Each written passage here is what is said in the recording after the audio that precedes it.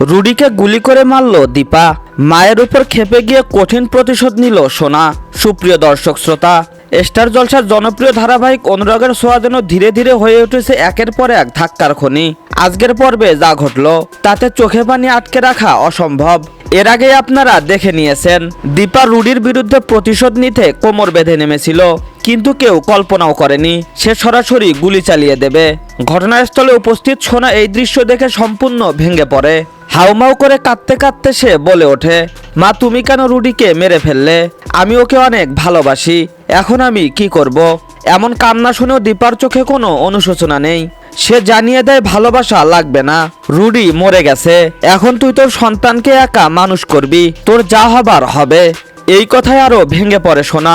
তখনই এগিয়ে আসেন সূর্য। সান্ত্বনা সুরে সূর্য বলে, আমি তোর বিয়ে আবার দেব, আমি বেঁচে থাকতে তোর কোনো কষ্ট হতে দেব না, তুই একদম ভয় পাবি না। কিন্তু অপ্রত্যাশিতভাবে ঘটে গেল ভয়ঙ্কর এক ট্র্যাজেডি। সবকিছুর মধ্যে হঠাৎ সোনা ছুরি হাতে তুলে নেয়, নিজেই নিজের পেটে ছুরি বসিয়ে দেয়।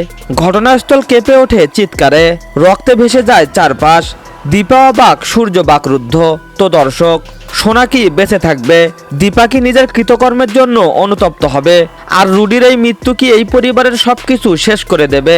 এই ভয়ঙ্কর সব প্রশ্নের উত্তর পেতে আমাদের চ্যানেলটিকে সাবস্ক্রাইব করে আমাদের সাথেই থাকুন।